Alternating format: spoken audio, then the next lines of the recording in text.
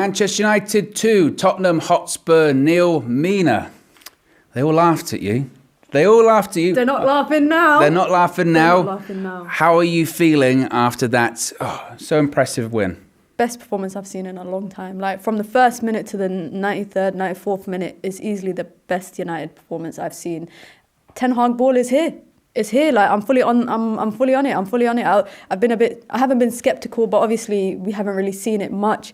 Patience. Today, the game, patience, recycling the ball, patience. Everyone was just patient. The level of intensity that we were playing in today was ridiculous. Like, I've never seen United play like that. And Fred, man of the match performance for me, given the fact that there was a lot of great performances. But on Sunday, everyone laughed at me. KG, thank you for the apology. I accept your apology. Thank you very much. I hope you learn from your mistakes in the future.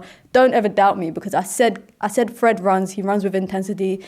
He's always in the right places. And today he was everywhere. Every second ball he was on it, putting a foot in, and he was playing some phenomenal passes as well. Like, even I was shocked. I didn't think he had it in his bag. To be honest, Fred is one of those players where I always thought he's a squad player. He's a rotational player. Certain Premier League games when we need squad rotation, when we're playing like a lower block team, he can play. He can be on the front foot. He's not someone I expect him to, put in a phenomenal performance game in, game out. But I think he has these glimpses where he gives us these games, and credit to him, credit to Bruno, credit to Casemiro, because our midfield was phenomenal today. Yeah, I mean, that's the thing with Fred, isn't it? And you've said it there perfectly. Fred, he was everywhere. I mean, I know and you said he runs, but he ran a lot today as well. Again, would you play him at the weekend? Or can you trust that this is form? Or did we just see the partnership between Fred and Casemiro too? We're seeing that partnership, but also I think it's like, he had a bad game on Sunday, and I feel like this was his redemption arc. This was his villain story to try to prove everyone wrong. Obviously, with Chelsea, that's a different game. That's a different approach. That's different players that we're playing against. I'm not sure if the manager will keep him in, but this lineup today worked. It actually worked from our goalkeeper all the way to our striker leading the line. It worked, and I think a big part of that was the fact that everyone was on the same page. Obviously, we know Spurs, they're the kind of team, they'll sit back, they'll let us have possession and build up. But even those little chances that they were trying to create themselves, we were shutting it down.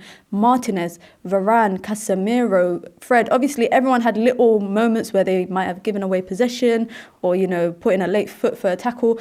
But when you're putting performances like this, you can do stuff like that. Yeah. Because it is one of those ones where it's a little percentage. It's probably like 0.0111% of the whole game. So I think Bruno Fernandes, we have to talk about him today, because so many people, I've been critical of him. People have been critical of him. The manager has backed him. Everybody has been saying, why has he not been benched? Yeah. I remember we were talking about it on the Full View on Monday, people were saying, why hasn't he been benched? And I said, well, maybe the manager sees something that we don't see. And the manager came out after the game and he said, listen, I knew Bruno would put in a performance like this. I can count on him. He's a great player. And I think today he was patient. There was opportunities where I remember there was a chance where he could have played Rashford through, but it was just like a split second where he missed the chance. And Bruno on a normal day would have still played that through. Instead, he recycled the ball, went to Luke Shaw, started again. And that's what we kept seeing today. And everybody was pressing. The intensity that we were playing with today is probably intensity I ain't seen us playing in a long time. The whole team was on the front foot.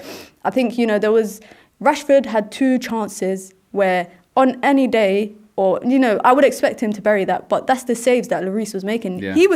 Spurs weren't that great, but he was their best player on the pitch. 100%. Harry Kane, never saw him. Son, never saw him. Basuma was getting bullied in the middle of the pitch. Fred was all over him. And there was chances that they had where they were breaking down our attack quite well, and they were like somewhat in transition in a midfield three with Bentancur, Højbjerg and Basuma. Fred and Casemiro were back. They were back. And they were getting forward a lot. A lot of people were questioning Casemiro and if he only offers, defensive abilities. But we saw today he could have had a goal too. Yeah. On the last week, he could have had a goal. Today, honestly, I'm so happy. I'm so happy. I ain't been this happy in a long time as a United fan. No, it's true. And with Casemiro there, a couple of weeks ago, he got player of the match against Everton. Today, arguably, he was far better. Are we starting to see the player that we thought we had purchased from Real Madrid, do you think? 100%. A lot of people are saying, he was playing around Cruz and Modric, so he looked good. But you don't just look good in that Real Madrid team. There's a reason why he played game in, game out for them, and he was a big part of their Champions League winning team. When he came in, I just thought he needed to get settled. He needed to get game time, and I was concerned at first that Anthony went straight into the lineup, but he didn't. But obviously, Anthony came from Ten Hag's philosophy. Casemiro didn't. So Casemiro was just slowly getting integrated into the team, and now we're seeing him consistently. It's like, oh man, I've been dying to have a defensive midfielder. Like, honestly, the years of Fred and McTominay, honestly, has not been great because we had two players doing one-man job, and that meant we were always one man down on the pitch. Today, Casemiro is showing why he's a starting player for Brazil, why he's been so integral for Real Madrid, and I think he's getting the fan base behind him. A lot of people are, people who are critical of him. I'm not going to say who's critical of Casemiro, probably was standing in Old Trafford today clapping for him, as they should. Yeah, he got a standing ovation when he came off the pitch, certainly. Behind them was the defence. And we've said the most positive thing about United this season so far has been the defence. That partnership between Varane and Martinez, just how good and solid are they together? You know what? In a window where we've signed Casemiro, we've signed Anthony, we've signed Eriksen, Martinez is my signing of the season, and we're only in October because he's come in and transformed that backline for us. The leadership that we've needed in the back, the patience. Varane, he just needed to be fit. Like last season, a lot of people were harsh on him, and I was less critical of our squad last season just because it was just a roller coaster of a season. We had a new manager and everything, and I said I'll judge everyone based on this season, Sancho included, and Varane, Diogo Dalot.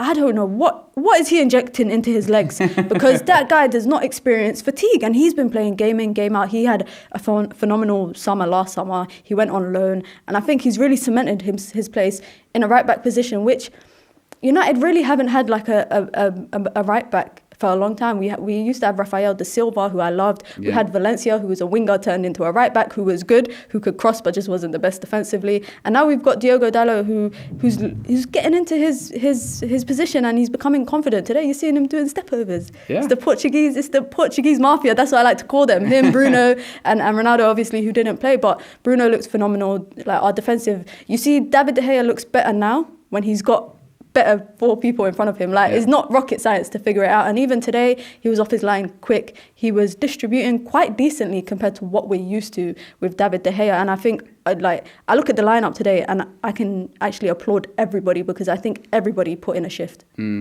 Obviously, you mentioned Ronaldo there. You've got to talk about him, unfortunately. Is it frustrating that we're talking about Manchester United's best performance of the season and yet Ronaldo's still going to be a talking point because he walked down the tunnel before the game was over? Yeah, obviously we don't know if he was allowed to. We don't know what happened. We can just see it from a bird's eye view, him leaving.